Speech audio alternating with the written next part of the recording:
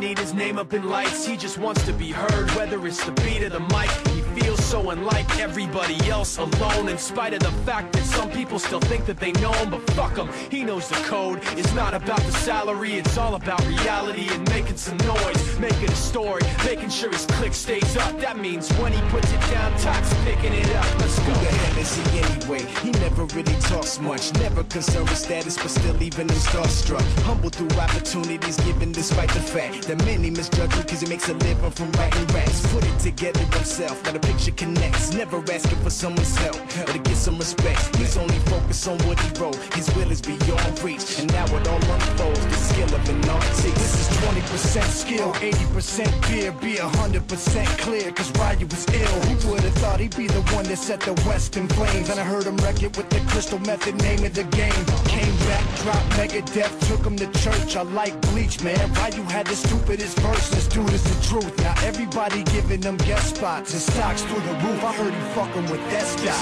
This is 10% luck, 20% skill, 15% concentrated power of will, 5% pleasure, 50% pain, and 100% reason to remember the name. They call him Ryu, he's sick and he's spitting fire. And Mike got him out the dryer, he's hot. Found him in Fort Minor with top, but a fucking nihilist. Porcupine, he's a prick, he's a cop. The type women wanna be with, and rappers hope he gets shot. 8 years in the making, patiently waiting to blow. Now the record with your notice taking over the globe. He's got a partner in crime, his shit is equally dope. You won't believe the kind of shit that comes out of this kid's throat.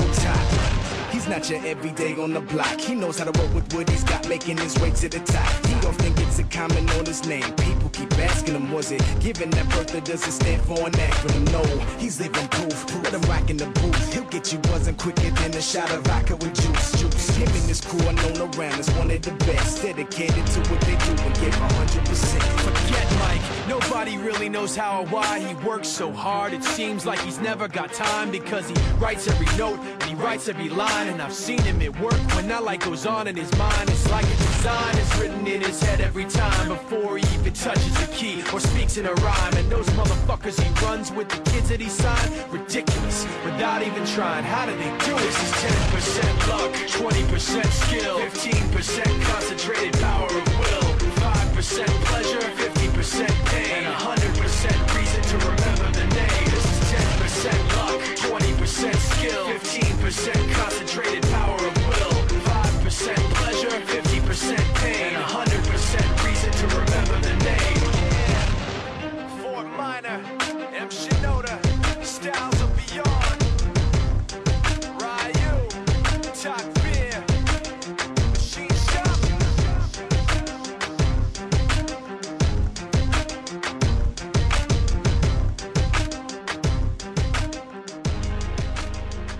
Hyvin painettu. Tehtiin niin iso pummi, että niin jossain vaiheessa harkittiin, että suoritetaanko rata loppuun. Joo, kyllä keskeytys periaatteessa oli aika lähellä, mutta huumorilla siitäkin selvittiin, että lapselle jää kerrottavaa tästäkin reissusta.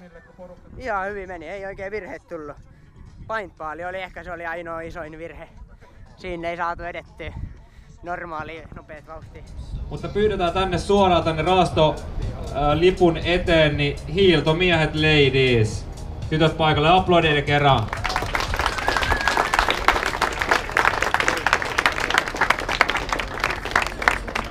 Naisten aika oli 5 tuntia 26 minuuttia 14 sekuntia. Nämä on nyt epävirallisia aikoja, että huomenna pyritään saamaan kaikki tulokset. Toiseksi tänään tuli Puuppola Rules. Aplodit myös heille. He lähtivät jo tänään menemään vähän ennenpää. Heille menee palkinnot postissa. Ja heidän aika oli 5, 56 ja 18. Kolmanneksi tuli tänään sitten EG Paljasjalka. 5 tuntia 56 minuuttia 59 sekuntia, eli tervetuloa tänne eteen.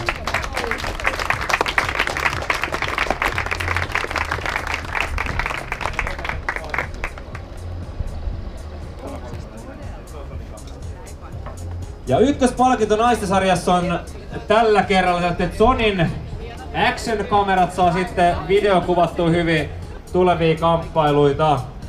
No hieno kisa taas, Yyterissä on aina kiva olla ja upea keli, oli monta mukavaa tehtävää, mutta kieltämättä tänään ehkä mun ja Katrin vahvuudet tää äly päässyt ihan oikeukselta. Oli yllättävän tämmöinen fyysinen kisa, mutta hauskoja tehtäviä. Hyvä fiilis ja se on aina plussaa, kun urheilee yli 4 tuntia ja 47-vuotiaana on hengissä vielä sen jälkeen, niin se on hyvä fiilis silloin. Loistava fiilis. Se oli mielestäni hienoja tehtäviä, ne oli ekakertalaisella, niin ei osannut oikein odottaa, mutta yleensä ne tehtävät niin ylitti mun odotukset. Et siinä oli hienoja monipuolisia, että ei ollut sitä pelkkää pyöräilyä ja juoksua. Et ne rastitehtävät oli, se numerohommakin, niin muistan, ne oli hienosti ja se vesitornin juttu, niin tämmöisiä lisää.